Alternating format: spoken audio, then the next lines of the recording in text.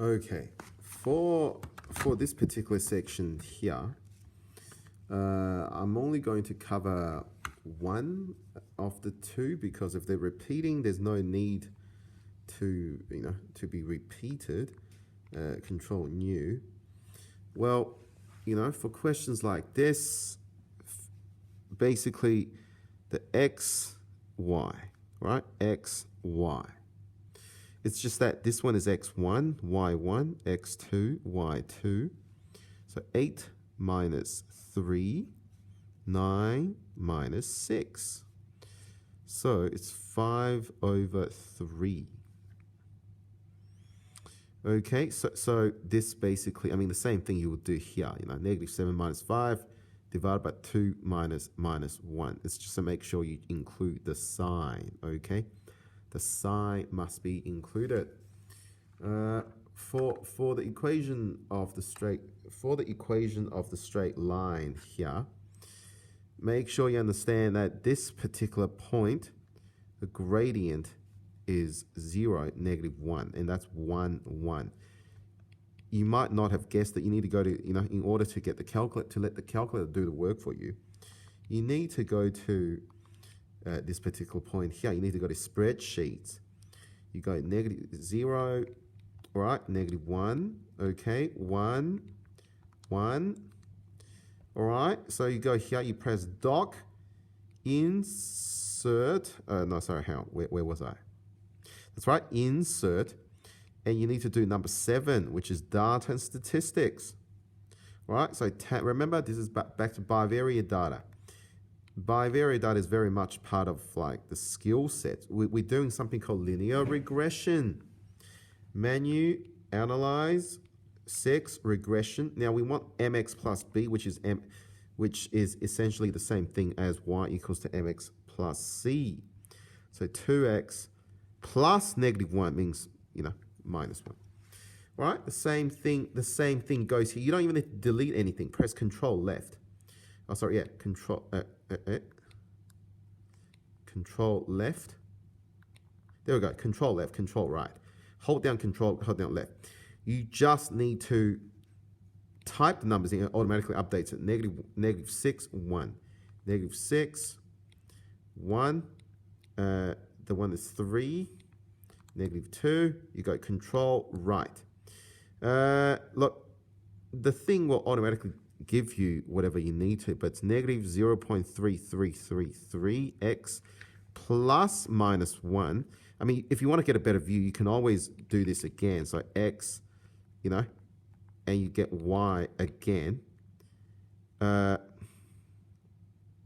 on. Oh, sorry, I've got the x and y mixed up. So x, that should be x.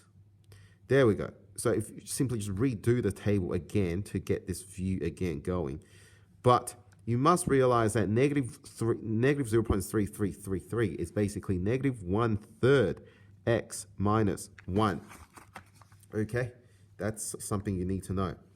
Find the exact distance between points, meaning point 1, point 2, find distance. You need to have a vertical A and B value. And they come from the rise, that's the rise and that's the run. And so what is the rise in this? Negative 5 minus 2 equals to negative 7, all right? 1 minus 3 equals to, hang on, 1, 5, 3, 2. Actually, this is actually the second point. That's the first point. So that's sort of wrong because, hang on, yeah, 1, negative 5, yep, 3, 2. The bigger value of x determines which one is the left and right points. So 2 minus 5, that gives you a rise of 7, right? So 3 minus 1 equals 2. And so the distance would be square root of 7 squared plus 2 squared.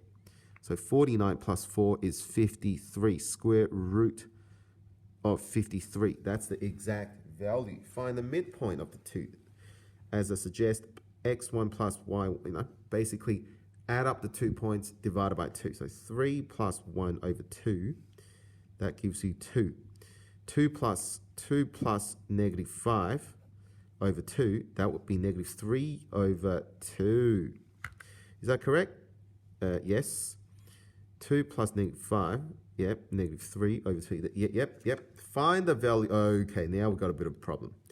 Now we have a bit of a problem. But remember, our distance is, square root of 13. Our distance is square root of 13. How did we create that value? Isn't it square root of, when you're trying to find distance, it's square root of y2 minus y1 all squared plus x2 minus x1 all bracket squared. And so we take that this is the first point, that's the second point. And so we go 1 minus minus 1, which gives us positive 2 squared, plus, this is actually one of the harder questions, by the way, 4 minus a all squared. Okay, so we just simply type this into a CAS solve question, and life is good. So menu, algebra, okay, and so we say that's not right. So we say square root of 13 equals to square root of, well, we all know 1 minus 1 is 2. 2 squared is 4. So you can literally just write 4. I mean, you should be able to do this in the head, at least for this bit. 4 minus a, all bracket squared. All right? And we're looking for comma a for this matter. And we equal. Find the values of a between. So a equals to 1 or 7. Okay, something nice and simple. Decide if the graph of each pair of rule will be parallel, perpendicular, or neither. Well, if you look at this m, negative 2 times a half, does that give us negative 1? Well, if the answer is yes, it must be perpendicular. Okay, when two gradients multiply to negative 1, it means they're perpendicular. Okay, what about this one here? What about this one here? Well, 3, I don't know what is the gradient for this question here. How about we do something, how about we do algebra solve? So 3, 3, now we might need to, 3y, I think y has been used already. Control action, clear A to Z. Okay, I don't know what's going on. Just like control new, delete everything, start again. And also while you're at it, check your setting. Check your setting. Okay, it's exact, everything's good, fantastic. You press this, but you can use this as well. Menu action 5, you can delete everything. So menu action 5, delete everything. I want to rearrange 3y minus x equals to 6 in terms of y. So menu algebra solve 3y minus x equals to 6, comma, y. Because we want the question to be y equals to over 3, which is exactly the same as y equals to x over 3 plus 6 over 3 is 2. And so 3 times 1/3, that gives us 1. And so this question, so this is neither parallel, not parallel, not perpendicular. All right, the last one here, again, 4y minus x equals to 8. And so we simply go back, like instead of 6, we say 8, and we call this 4. Okay, so the equation gives us y equals to 12, which gives us y equals to x over 12, plus, what's 8 over 12? That's 3 over 4. So our gradient is 1 over 12, times 1 over 4, which is 1 over 48, which basically means not perpendicular. Okay? And so, so they're not actually equal to each other. Do we have this correct? Yes, sir. Yes, we do. All right. So find the equation to the line. Now, as we set up previously, if it's parallel, the gradient must be equal. So our equation is already half set up. So it should be x, 3x, because the gradient is 3. We just don't know what that is. You substitute this pair into here. So y equals to 1, 2, 3 times 2 plus c. Well, what does c equal to? Well, 1 equals to 6 plus c, and c equals to 1 take away 6. 1 take away 6.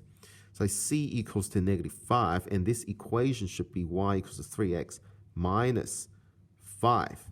All right?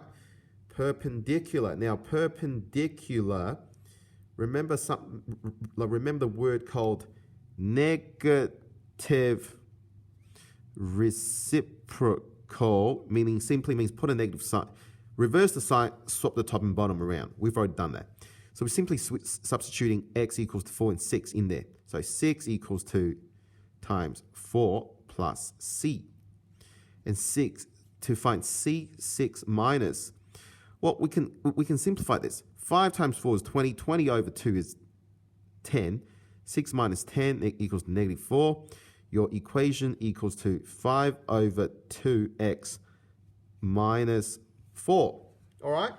Nice and simple. I mean, simultaneous equation, I'm only going to do one of them because, like, this one doesn't have as much unique stuff. So we're going to go menu, algebra. Remember, solve system of equation 7. Solve system of equation. Yep. X and Y. Yep. And we go OK. So we go y equals to 8 minus 6x. And the other one is y equals to 4x minus 12. X equals to 2. Y equals to -2. How about we do some more difficult one? You can just simply rerun this. You can literally rerun this and type it from the bottom. Like we say, okay, so it's 3x plus 2y equals to 9. Okay, and you simply go back. You go 9x minus 2y equals to 3. Boom. So x equals to 1, y equals to 3. I mean, these are the worded problems. Well, you can have a go yourself. It's not as relevant as as you would normally have. So perfect. So we got this.